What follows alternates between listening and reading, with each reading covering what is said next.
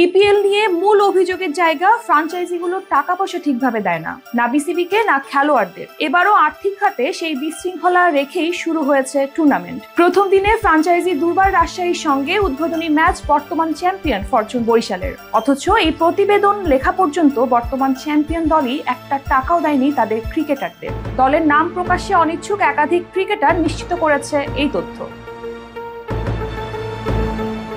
নিয়ম অনুযায়ী টুর্নামেন্ট শুরুর আগে প্রত্যেক খেলোয়াড়কে পাওনা টাকার 50% দিয়ে দেওয়ার কথা ফ্রাঞ্চাইজিদের। টুর্নামেন্ট চলাকালীন দিয়ে দিতে হবে আরো 25%, বাকি 25% টাকা দিবে টুর্নামেন্ট শেষে।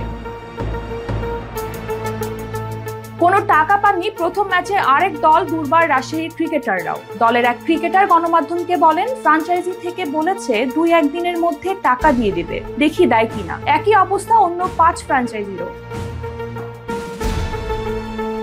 এদিকে কোনো ফ্রাঞ্চাইজি খেলোয়াড়দের পারিশ্রমিক বাকি রাখলে বিসিবিকে যাতে সেটি পরবর্তী সময়ে নিজেদের কোষাগার থেকে না দিতে হয় তার জন্য বিপিএল ফ্রাঞ্চাইজিদের কাছ থেকে ব্যাংক গ্যারান্টি রাখার নিয়ম আছে। কিন্তু বিসিবির একটি সূত্র নিশ্চিত করেছে, এবারের বিপিএল এর 7 ফ্রাঞ্চাইজির মধ্যে ব্যাংক গ্যারান্টি দিয়েছে শুধু ফরচুন বরিশাল। কাজেই বরিশাল খেলোয়াড়দের প্রথম ধাপের টাকা সময় মতো না দিলেও তাদের কাছ থেকে কিছুটা নিরাপদে আছে বিসিবি। কিন্তু অন্য ফ্রাঞ্চাইজিদের বেলায় বিষয়টি ঝুঁকিপূর্ণ।